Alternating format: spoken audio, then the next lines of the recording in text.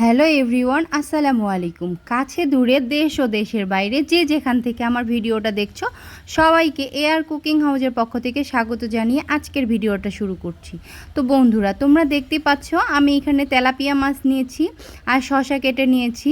তো আজ আমি রান্না করব তেলাপিয়া মাছ শসা দিয়ে। তো তেলাপিয়া মাছ কিন্তু শসা দিয়ে খুব টেস্ট হয় আর খুব সুস্বাদু হয়। তো প্রথমে আমি মাছগুলোকে লবণ হলুদ দিয়ে মাখিয়ে নিলাম, নিয়ে আমি এখন প্যানে তেল দিয়ে দিচ্ছি, মাছগুলোকে একটু ভেজে নিব। তো এরই ফাঁকে আমি বলে রাখি যে আমার পেজটা থেকে আমার ভিডিওটা দেখছে তাদেরকে অসংখ্য ধন্যবাদ। যদি আমার পেজটা তোমরা ফলো দিয়ে না থাকো তাহলে অবশ্যই আমার পেজটা ফলো দিয়ে রাখবে।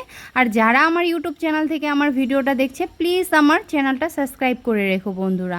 আর তোমাদের কাছে আরেকটা রিকোয়েস্ট বন্ধুরা, তোমরা পুরো ভিডিওটা দেখার চেষ্টা করো, শুধু একটা কমেন্ট করে গিয়ে এইভাবে ভিউ দেখিয়ে লাভ নেই। তোমরা কমেন্ট করে দেখাও যে আমরা অ্যাক্টিভ আছি, কিন্তু তোমরা কিন্তু ভিডিওটা ফুল দেখো না। তোমরা প্লিজ ভিডিওটা ফুল দেখার চেষ্টা করো। একটা ভিডিও করার পেছনে কিন্তু অনেক কষ্ট থাকে, তো তোমরা একটু প্লিজ ভিডিওটা দেখার চেষ্টা করো। আমি তো মাছগুলোকে ভেজে নেওয়ার পরে এখানে আমি পেঁয়াজ মরিচ ভেজে নিয়ে আমি সব মশলাগুলো দিয়ে দিলাম। তো আমি এখানে হলুদ গুঁড়া, মরিচ গুঁড়া, লবণ সব কিছু আমি 1 চামচ করে দিয়েছি আর রসুন বাটা দিয়েছি। তো এই তো আমার মশলাটা সুন্দর করে ভাজা হয়ে গিয়েছে।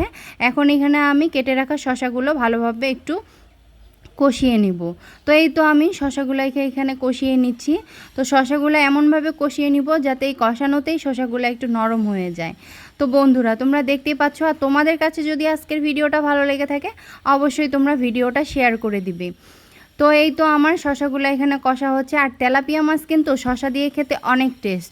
তো দেখতে পাচ্ছ তোমরা শসাগুলো কি সুন্দর কষানো হয়ে গিয়েছে, একদম তেল ছেড়ে দিয়েছে।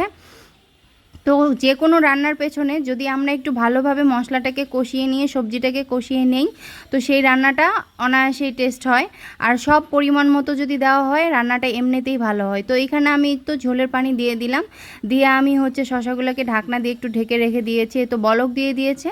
এখন ভাজা মাছগুলো আমি এখানে দিয়ে দিব, দিয়ে একটু মাছগুলোকে সিদ্ধ করে নিব। আর এর ফাঁকে আমার শসাগুলোও সিদ্ধ হয়ে যাবে। তো আমি এই তো ঢাকনা দিয়ে ঢেকে এখন 20 মিনিটের মতো এভাবে রেখে দিব। তো আমি বলে রাখছি বন্ধুরা, তোমরা প্লিজ ভিডিওগুলো ফুল ভিডিও দেখার চেষ্টা করবে।